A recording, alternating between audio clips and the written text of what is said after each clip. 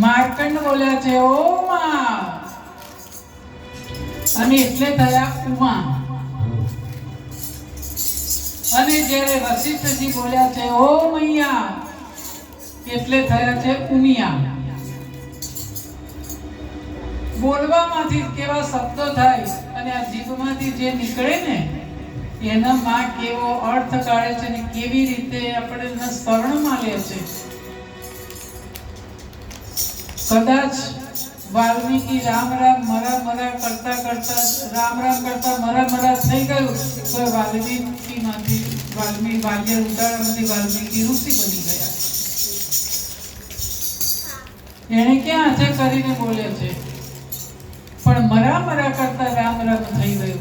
અને એટલે જ કહે છે કે હું કરું છું અને મેં કર્યું છે એ બધું છોડી દો, તો પછી કે તારા ડુંગરેથી ઉતર્યો વાદળી, એ મારી અંબારી તારા ડુંગરેથી ઉતર્યો વાદળી, ઓ મારી અંબારી તારા ડુંગરેથી ઉતર્યો વાદળી, એ મારી અંબારી તારા ડુંગરેથી ઉતર્યો.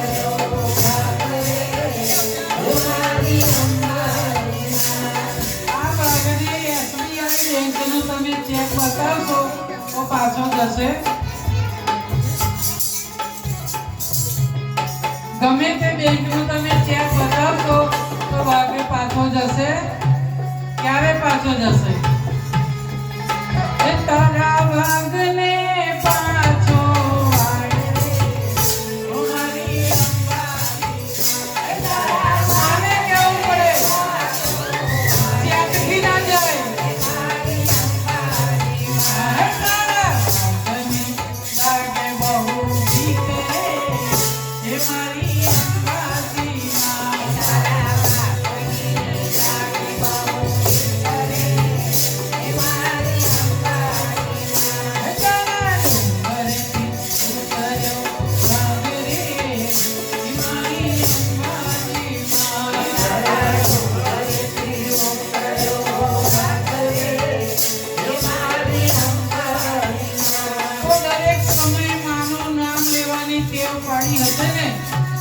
બીક નહીં લાગે.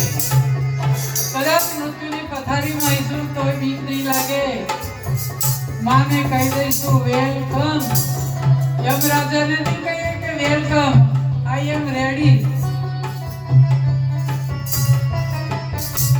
વેટ કરવાની કોઈ જરૂરત નથી, તૈયાર જ છીએ. અને ત્યારે ભાગ એટલે કાળ, અને કાળ આવે ને ત્યારે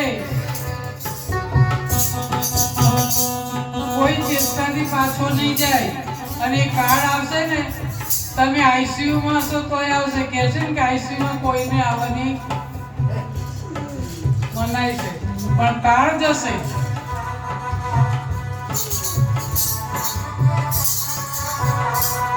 એટલે તમે જીવતા જે પરમેશ્વરીને એની સત્તાને સ્વીકારી બીક નહીં લાગે. જ્ઞાન, યોગ અને ભક્તિ. યોગ કરશો તમે, સવારમાં એમ થાય કે આજે તો 4 વાગ્યાનો ઉઠી બેસી જાઉં, પણ તમારું ચિત્ત નહીં ચોટે, ક્યાંનું ક્યાંય ફરશે. એકલું જ્ઞાન પણ કામમાં નથી આવતું. તમે જ્ઞાનની વાતો કર્યા કરો તો કોઈ ઊભું નહીં રહે. ઘરમાં જો તમે કંઈક 2 શબ્દ જ્ઞાનની વાતો કરો તો બસ. પણ ભક્તિ એવી છે, કીર્તન એવા છે કે ભર ભલાને ઊંઘમાંથી જગાડી નહીં મોકલે. કે ચલો ઢોલ વાગે છે, કીર્તન થાય છે, આજુબાજુ વાળાને ક્યાંક અવાજ આવે, ચલો જઈએ. કીર્તન ભક્તિ એક એવી છે અને માને બહુ ગમે છે.